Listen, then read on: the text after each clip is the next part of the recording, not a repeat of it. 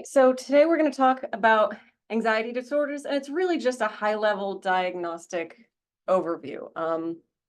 This was one of the things that was requested when we had asked folks towards the end of last fiscal year, towards the kind of beginning of last summer, on what topics they would like to see covered, and this was one of them. As always, we will always take suggestions on topics. And because there are a bunch of anxiety disorders, if there's a specific one that you want me to dive into at a future session, or that one of you would be willing to take a dive into, we would absolutely make time for that. So, common to all anxiety disorders are features of fear and anxiety related to behavioral disturbances that are out of proportion and relative to the developmental stage and with consideration to cultural context. So when we talk about fear, that's the emotional response to real or perceived threat. So some autonomic arousal, and fight and flight kinds of responses, thoughts of imminent danger, and maybe escape behaviors. Anxiety is the emotional response to anticipation of a future threat, whether that is real or perceived. So you maybe have associated muscle tension, heightened hypervigilance, and cautious and avoidant behaviors. And despite being highly comorbid, anxiety disorder is different in the objects or situations that induce the fear, anxiety, avoidance, or associated thoughts and beliefs. And it really is upon that close examination by a clinician where that clinician is considering the degree of the anxiety or fear, the persistence, age of onset, cultural and social factors that maybe play in, and the individual's developmental stage to figure out which exact anxiety disorder it is, or if it's not quite reaching the level of an anxiety disorder, but maybe just some symptoms. In the DSM-5, anxiety disorders are listed out by the age of typical onset, starting from youngest to oldest. Obviously, they all can overlap and occur at many different ages, but it's just kind of where they are seen the most commonly. And like I said, I could easily do a deep dive into each one of them. So let us know if that's an interest. We'll start first with separation anxiety disorder. And after the recording stops, I have a funny story about this one. But separation anxiety disorder can manifest as early as preschool years. It shows up as a persistent worrying about the possible death or harm or separation to an attachment figure when you're not together, needing to know their whereabouts, wanting to keep in close contact, fears about something bad happening to yourself that would prevent the reunion with the attachment figure, and can often result in folks being reluctant to go out by themselves or being alone. It can present as apathy, social withdrawal, sadness, or even difficulty concentrating, even anger or aggression. Kids who experience this are going to be described as clingy, needy, demanding, maybe intrusive. Adults are likely to be the ones who are texting the person constantly, wanting to know where they are all the time. You're asking things like, will they share their location? Adults also show an excessive concern about being separated from maybe spouse, children, their own parents, or even pets. This needs to persist for at least 4 weeks in kids or adolescents for it to be considered separation anxiety, and for 6 months or longer in adults. It's going to cause significant distress and not be better accounted for by something else, and that's kind of universal across the anxiety disorders. We do want to make sure that it's not better accounted for by something else. The prevalence decreases as age increases. And in adolescence, the 12-month prevalence is about 1.6%. Of clinical samples, girls and boys are represented pretty much equally, but in community samples, it's more frequently seen in girls. And reports from the kids themselves yield higher rates than actually reports from adults. This can develop after a life stressor, maybe a significant loss, although bullying shows some increased risk of developing. History of parental intrusiveness and overprotection can be risk factors. There are greater levels of this and greater levels of reported impairment among individuals from middle to high income countries, where you're compared to the lower to lower middle income countries, and lots of comorbidity with other anxiety disorders. Selective mutism. So this is the consistent failure to speak in very specific social situations, despite speaking in other situations, which also interferes with some aspect of life, whether that be educational or occupational achievement or with social communication. This is not just shyness. This is really quite excessive. It needs to last for at least 1 month, but should not be considered if the only month that it occurs in is the first month of the school year or the first month of a new school. It also should not be considered if the child is only choosing to not speak because they are learning a second language and they're not very familiar, or they just don't quite have the grasp on it yet. That is a different kind of an issue. It's not better accounted for by a communication disorder. So what you see is the child will typically speak in front of family or while at home, but not often with other people or in other locations. It also is often marked by high social anxiety, but sometimes what you'll see is that the kids want to engage in social activities where speech isn't necessarily required. Like they want to be social, just not have to talk. It's also commonly comorbid with separation anxiety disorders, specific phobias, and occasionally autism, although it all does look a little bit less research than maybe some of the other disorders.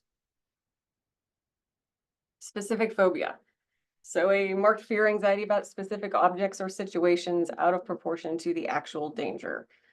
It is broken down diagnostic number-wise by the type of phobias. So you've got animal phobias, natural environment phobias, blood injection injury types of phobias, situational, and then other. Other kind of grabs a large category. So loud sounds, costume characters, clowns. I put chlorophobia right there. That is the fear of clowns. And that is one that I've definitely not reached to a clinical diagnosable level, but I've never quite had a comfort with those, and do remember being in an interview for my first very clinical job right out of grad school. Great interview going with my future supervisor until she walked out of the room, and I realized now I'm alone in this room, and her entire right wall was filled with all of these clowns all over all of the shelves. And for a minute, I thought to myself, I'm really glad that I was alone when I saw all of these, because I don't want to make this awkward face of complete discomfort and horror in front of my future boss. 75% of individuals with specific phobias fear more than one object or situations. And the average number across individuals is 3 objects or situations. So with this, you have an intense fear and anxiety immediately upon exposure to the stimulus, nearly every time the exposure happens. It could present as a panic attack. It might be expressed in kids as a tantrum, crying, clinging, freezing. And the degree of fear might vary from exposure to exposure, but the object or stimulus is avoided quite actively, whether that be an overt avoidance or maybe more subtle overt avoidance. Interesting, chlorophobia, about 7.8% of Americans, according to a Chapman University study, are actually experience a fear of clowns. Obviously, this is subjective. People with a specific phobia might overestimate the degree of danger that is actually present. So it really is up to the clinician to make sure you have all of your info. You want to make sure that you're taking into consideration cultural context and whether or not, in a society or culture that this would be appropriate or proportional or disproportional. So if a person had been a victim of interpersonal violence, it might be realistic and proportional for them to be fearful of future violent situations. Typically, this is something that lasts for 6 months or longer, obviously is not better explained by something else, and can happen after developing, or can develop after having a traumatic event, which could include heavy observation of media coverage of a particular type of event. So people developing a phobia after maybe there's a tornado not near them, but a pretty bad tornado. They watch a lot of news about that and start to develop some phobias around tornadoes or weather events. So that is possible to see. Social anxiety disorder. Again, not shyness. This is really has to have an impact on life. So marked fear anxiety about one or more social situations, which the individual believes that they could be subject to the scrutiny of others, which they believe could lead to embarrassment, humiliation, or rejection. So with kids, the fear must include peer interactions, not just interactions with adults. And the social situations are avoided or endured with intense fear and anxiety. The situations almost always provoke these feelings, and the feelings are out of proportion to the actual context while taking into consideration culture. These individuals are concerned that they're going to be judged negatively in social situations, maybe as anxious, crazy, unlikable, boring, maybe even intimidating. Some fear offending others and being rejected as a result. They generally overestimate the possible negative consequences of social situations, and they may be inadequately assertive, sometimes excessively submissive, or less commonly, highly controlling of others of the conversations. In older individuals, you might see an exacerbation of physical symptoms of medical conditions, such as an increased tremor or tachycardia. Blushing is a hallmark physical response. There is a performance anxiety specifier. So when it's only the performance situations that provoke the fear, and it has to interfere in some aspect of life. So if you have a fear of public speaking, but you never have to public speak, that really isn't a diagnosable thing because it doesn't interfere with your life. But if you have a fear of public speaking and you're trying to become a teacher, or do something where you would have to do public speaking often, yeah, that's going to be a major problem. Prevalence in the US is about 7%. It seems to be increasing in the US and Eastern Asian countries, with the median prevalence across Europe is only about 2.3%. Prevalence amongst 13 to 17-year-olds is about half that of adults, but about 75% of the cases that you see start between the ages of 8 and 15. Rates tend to decrease past the age of 65, and the prevalence in the US is higher among white individuals than those that are Black or Latinx individuals and those of Asian descent. US white individuals tend to have an earlier age of onset, but Latinx individuals tend to describe a greater impairment across work, home, and relationship domains. Immigrant status is actually associated with lower rates of social anxiety disorder. And something worth noting is there is an increase of risk of suicide ideation noted amongst Latinx teens with social anxiety. Temperament-wise, these individuals tend to be risk avoidant, have higher levels of behavioral inhibition, higher neuroticism, tend to be more introverted.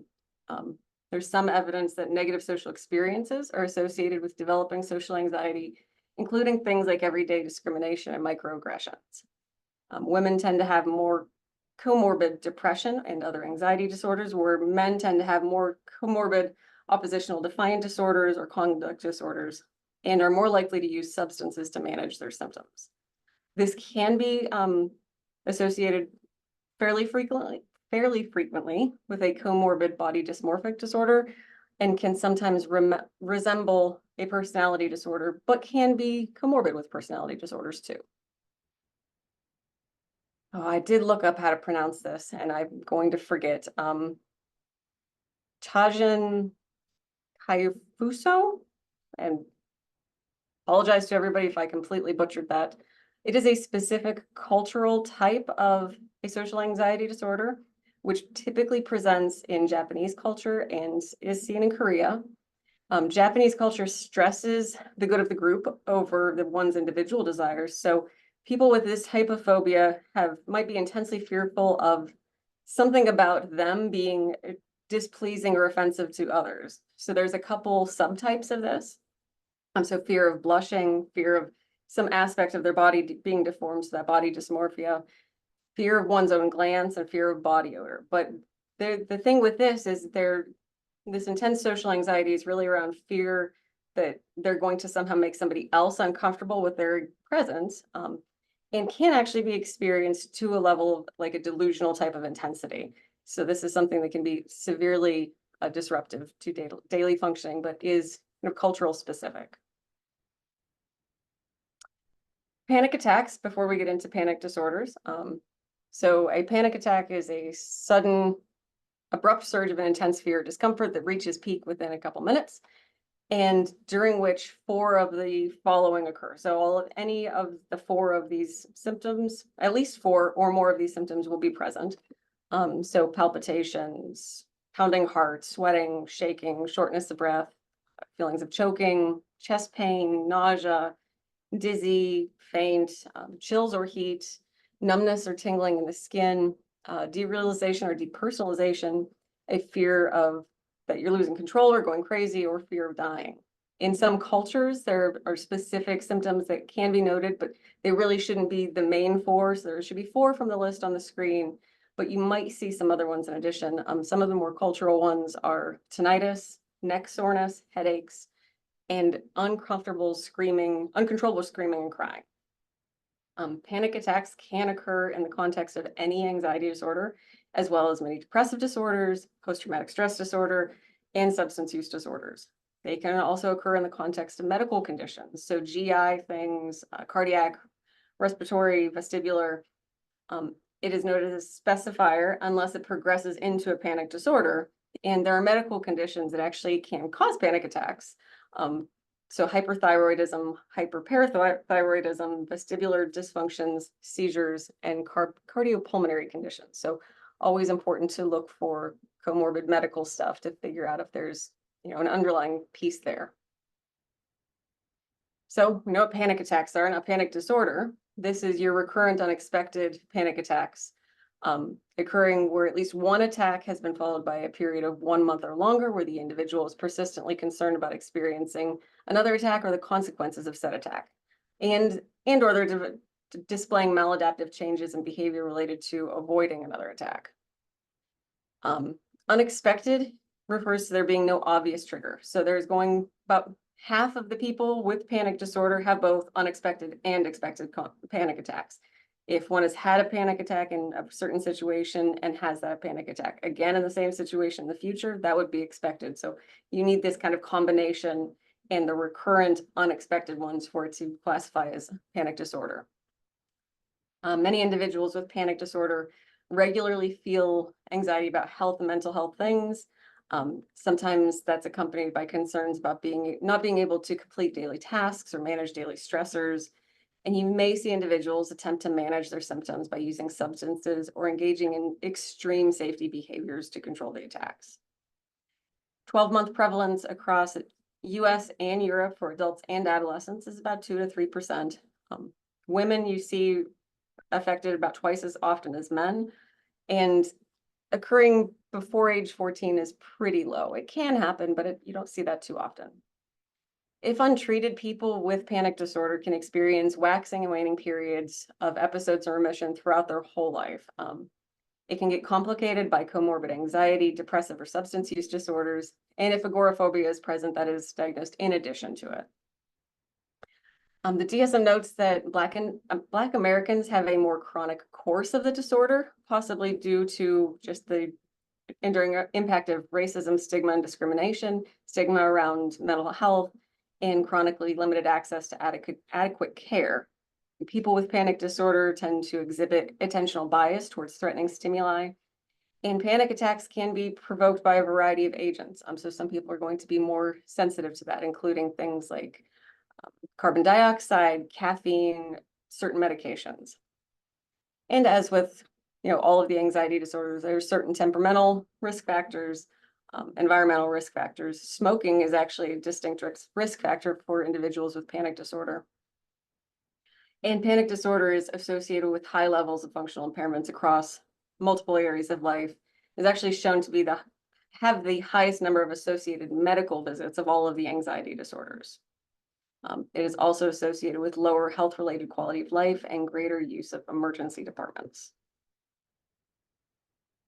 Agoraphobia, again, can occur with or without panic attacks, or with and without panic disorder. But the individual fears 2 or more of the following lists. So a marked fear of this, so using public transportation, open spaces, enclosed spaces, being in line or standing crowd, and being outside of the home. So it needs to be 2 or more of those. They fear that something bad might happen, that escape might not be possible, or that help might not be available if they start to develop some type of panic-like symptoms or embarrassing symptoms. So sometimes people's embarrassing symptoms might be they're fearful of falling, which maybe you would see more often in older individuals, fear of incontinence even. The situations almost always produce fear and are out of proportion. And this lasts for 6 months or longer, typically causing pretty significant impairment in life. It can become so severe that to the point where the individual is homebound, which in that case, you see a lot of depressive symptoms, demoralization, more abuse of alcohol, and abuse of sedatives. The 12-month prevalence globally is only around 1 to 1.7% across adolescents and adults. Women, again, are about twice as likely to experience this. It can occur in childhood, but the incidence typically peaks during late adolescence and early adulthood. About 30% of community samples also report panic attacks or panic disorder, which rises to about 50% clinical samples. Complete remission is rare if left untreated. Only about 10% of individuals will, have complete remission without getting some type of intervention. And 36% of those who experience a remission will eventually experience a relapse.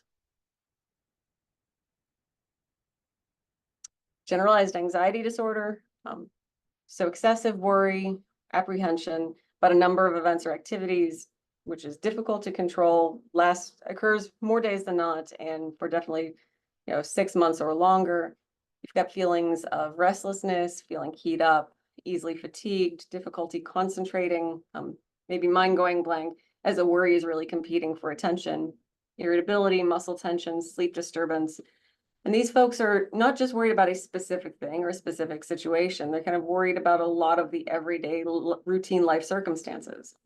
Kids actually might be more focused on performance or competence, possibly being late, might start to see some perfectionistic tendencies, and they also might worry more about natural disasters. But the worries are excessive and they interfere with some aspect of their functioning. They're more pervasive and pronounced and more distressing than typical quote unquote normal anxiety. And the greater the range of things that are worried about, the more likely it is to be generalized. Associated features can include trembling, twitching, feeling shaky. Many people will also experience some somatic things like sweating, nausea, diarrhea, some autonomic hyperarousal, some dizziness, elevated heart rate, possibly shortness of breath, and exaggerated startle response. Frequently, individuals will complain of headaches or IBS. 12-month incidence for adolescents, only about 1%, and closer to 3% for adults in the US. Lifetime risk for adults in the US is 9%. You see this more commonly among white individuals and more commonly in higher income countries. Mean age of onset is around 35 years of age. Rarely reaches a diagnosable level before adolescence, but it definitely can start young. And those with a earlier age of onset tend to experience a greater amount of symptom severity over time. So I'm not going to get into substance or medication-induced anxiety disorder because that one's kind of self-explanatory. It is induced by a substance or medication strictly. But there's some things that are kind of common across anxiety disorders that I think are worth noting. So there's some temperamental risk factors. Individuals with kind of general negative affect, higher in neuroticism, behavioral inhibition, so the tendency to withdraw or experience distress in response to unfamiliar situations, people, or environments. Those that are more risk or harm avoidant, people that are more highly introverted. Those with anxiety sensitivity, you see anxiety sensitivity common in agoraphobia and panic disorders, so really sensitive to the potential of anxiety symptoms being super harmful. In the environment, lots of connections to potential traumatic event, negative event, so whether that be a loss, a negative social experience, bullying, racism, discrimination. You also see a lot of parental overprotection. So when parents are very much keeping their kids in a bubble, you're going to potentially produce more anxious adolescents and adults. It could be some genetic or heritability aspects to some of these. And one of the areas that you see this with a couple of them is actually carbon dioxide hypersensitivity. It can be a risk factor for separation anxiety disorder and panic disorder. It might have a heritable component, and just some good breathing exercises that could potentially help folks with that.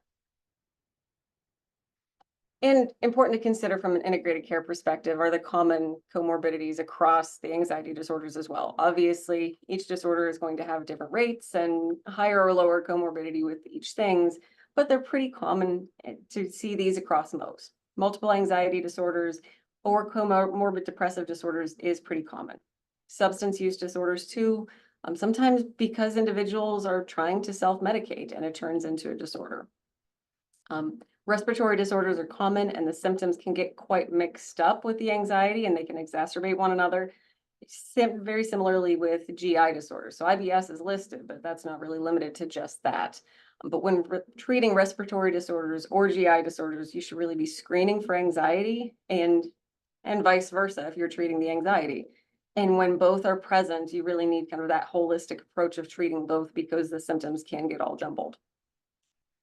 So on that note, here's some references and we can open it up for discussion, and I don't know, maybe I'd like to hear what folks are doing to treat anxiety disorders. What do you think is the most helpful or useful in your practice?